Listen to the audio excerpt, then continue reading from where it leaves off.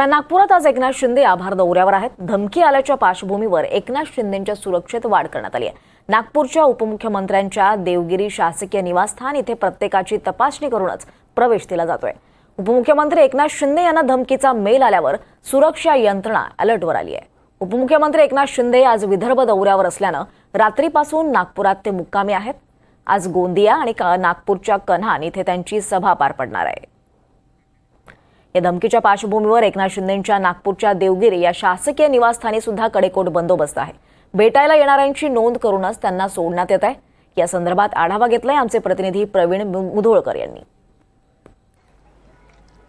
उपमुख्यमंत्री एकनाथ शिंदे यांची गाडी बॉम्बनं उडवून देऊ अशी धमकी दोन तरुणांनी गुरुवारी दिली होती। या पार्श्वभूमीवरती सुरक्षा व्यवस्था जी आहे ती अलर्ट करण्यात आली आहे। नागपूरमध्ये देवगिरी निवासस्थानामध्ये आपण पाहू शकतो एकनाथ शिंदे उपमुख्यमंत्री या ठिकाणी दाखल झालेले आहे आणि कालपासून ते मुक्कामी आहे। त्यामुळे सुरक्षा व्यवस्था जेवढी असते तेवढी सुरक्षा व्यवस्था आहे आणि यासोबत अलर्ट जो आहे देण्यात आलेला आहे। देवगिरी हे जे निवासस्थान आहे या निवासस्थानामध्ये जे लोक येत आहेत त्या लोकांची या ठिकाणी नोंद घेतली जात आहे, नावं लिहिली जात आहेत आणि यासोबतच बाहेर म्हणजे ज्या ठिकाणी जाणार आहेत एकनाथ शिंदे, गोंदिया असेल, नागपूर असेल, त्या ठिकाणी सुद्धा सुरक्षा व्यवस्था अलर्ट देण्यात आलेला आहे। दोन तरुण होते मुंबईचे, त्यांनी काल फोन केला होता पोलीस स्टेशनला, गोरेगाव पोलीस स्टेशनला फोन करून त्यांनी सांगितलं होतं की धमकी दिली होती की एकनाथ शिंदे यांच्यावरती यांची गाडी जी आहे ती गाडी बॉम्बनं उडवून देण्यात येईल। त्यामुळे या संदर्भामध्ये IP ॲड्रेस आणि फोन नंबर जे आहे त्याच्यावरून तपास करण्यात आला आणि दोन जे विद्यार्थी होते तो तरुण होते, यातला एक विद्यार्थी होता, या दोन जणांना अटक करण्यात आली।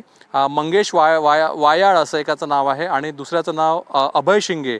हे जे दोघे जे आहे या दोघांनी हे फोन जे आहे केले होते आणि फोन करून त्यांनी दोन पोलीस स्टेशनला सांगितलं होतं की अशा पद्धतीनं त्यांनी धमकी दिली होती आणि गाडी जी आहे ती उडवून दिली जाईल असं या दोघांचं म्हणणं होतं।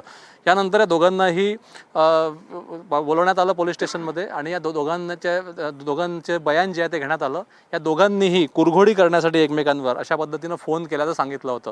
त्यामुळे या दोघांपैकी एक जण जो आहे ट्रक चालक होता आणि दुसरा जो आहे अभय नावाचा हा त्याचाच भाऊ होता आणि त्याचं एक दुकान आहे मोबाईलचं।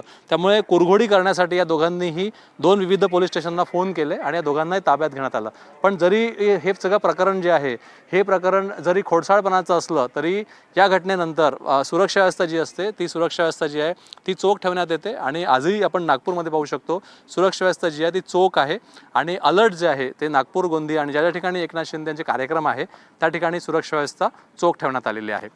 व्हिडिओ जर्नलिस्ट विनय शुक्लासह प्रवीण मुधोळकर, NDTV मराठी, नागपूर।